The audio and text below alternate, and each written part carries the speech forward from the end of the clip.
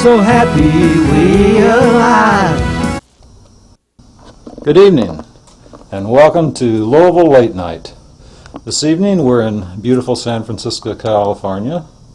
Canadian researcher Peter Freed, he's been tracking a group of children now for about, well, they're adults now, from the day they were born till about age 25 or so. He wanted to see if marijuana might have any effect on IQ. And I think he was fairly surprised with what his results found. He had 70 volunteers in this study. They were aged 17 to 20. What he did was he did a measure of, he had tested their IQ when they were between 9 and 12 years of age, believed to be before they may have, at time preceding any sort of marijuana use, and then later between ages 17 and 20, he broke them into different groups: heavy users, former heavy users, controls, and once again did some IQ examinations on intelligence quotient. And this is what he found, fairly interestingly. The current heavy users of marijuana actually had their IQs tested at 4 points lower than the control group. And he defined heavy users as 5 joints per week. But what's even more interesting is that when compared to what he called light users, which mean they regularly use marijuana but they kept their use under 5 joints per week, they actually tested 6 points higher than the group that were former users and hadn't used any marijuana at all. So basically he found heavy users tested a little lower, former users tested higher, and in the end, he concluded that marijuana does not have a long-term negative impact on global intelligence. It was actually a study for anybody. If you actually looked at the headlines, some headlines said marijuana makes you smarter, some headlines said marijuana makes you less smart. So they really had their pick of the litter from Freed's work there. But the bottom line is it seemed to have very little impact. This was a study from 2004. It was done at Boston University, their Department of Psychiatry. This was an interesting study because they actually took twin males. Sometimes when these studies are done, it's difficult to determine whether the drug use itself is responsible or that the individual might have had some genetic disposition, and the way they try to discern whether that's the case or not is by taking actual twins and studying them. In this case, you had 54 pairs of twins. They get into the study. You had one twin who had been using marijuana, one twin who had said he had never used marijuana. There was 1 year abstention where they hadn't used any marijuana, and there had been no other illicit drug use. They ran these twins through a battery of different tests, including they were looking at general intelligence, executive function, attention, memory, and motor skills, and what they determined was the results indicate an absence of marked long-term residual effects of marijuana use on cognitive abilities. In other words, the marijuana use, the twins that used marijuana, even if the use had been for some time, didn't test any differently than the identical twin who had never used marijuana. A study from 2005, once again out of Harvard. This was where they were actually looking at brain imaging of marijuana users. They had 22 volunteers in the sample. Mean lifetime use of 20,100 episodes of smoking marijuana, so there was fairly heavy use here. They had 26 controls with no history of use. And they found that when they examined different parts of the brain of the heavy users appeared to be no different than the brains of the non-users. A study from 2006, this was from the Netherlands. Here again, they were looking at functional magnetic resonance imaging. They were actually studying how the brain looked. They had 1 week of abstinence among the frequent but relatively moderate marijuana users, and they found that cannabis users did not differ from controls in terms of overall pattern of brain activity in the regions involved in these cognitive functions. Once again, it was fairly safe to say that even regular long-term use of marijuana does not seem to have any sort of irreversible harms or damage to the brain.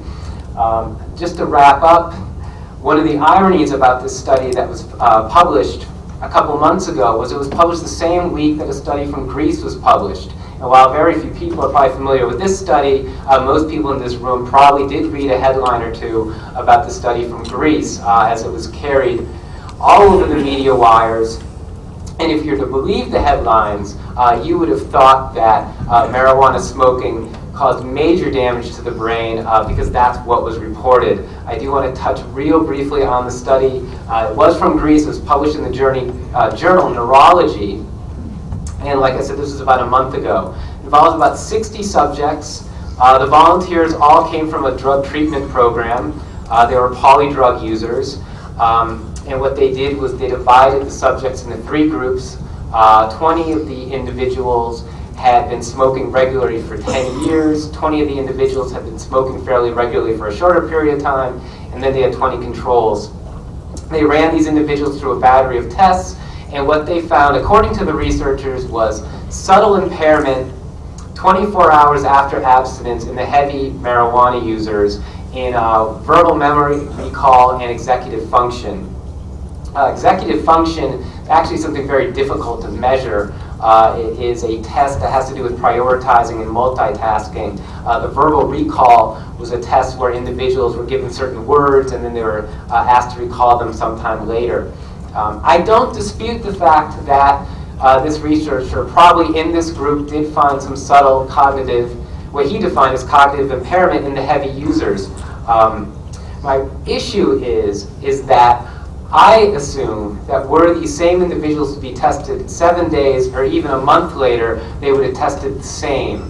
My assumption is that the reason they did not do as well on these 2 battery of tests was not because they had cognitive damage, but it was actually because these were individuals who, by their own admission, had been using marijuana almost daily for 10 years, and suddenly they were without marijuana.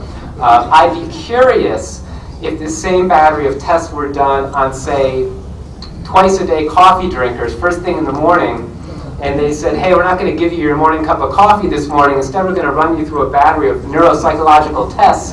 I have a feeling that the coffee drinkers would not perform as well that first day. Not because of their brain damage, but because they're used to their morning cup of coffee to start the day. I think the same thing was going on in this group of marijuana users. And were they to have been tested a week later or a month later, they would have tested the same, just as Harrison Pope's study found with individuals that used marijuana over 5,000 times. Fortunately, that doesn't make good copy, and the individuals who were doing this study did not bother to do any follow-up testing. That's why we got the result we got. I don't find it alarming, and I think, as you can see here from the science that we do have, there's enough sufficient science to show that this idea of stoner stupid really only applies to people like the drug czar, and it doesn't apply to adult responsible marijuana users.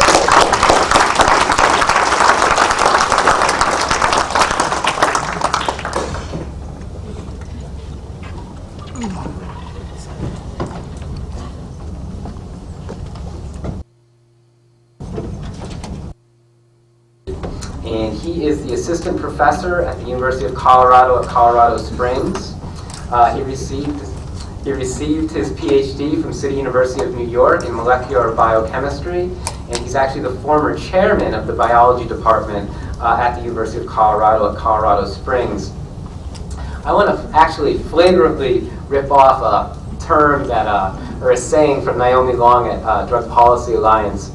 She and I did a lecture about a week ago, and she opened it by saying she wants people in this movement to have what she calls an oh shit moment, where it finally hits them and they say, you know, oh shit, the drug war really is worse than drug use. And I steal that phrase because I first heard a lecture from Bob Melamede about 2.5 years ago. And he was talking about the endocannabinoid system, which I was somewhat familiar with.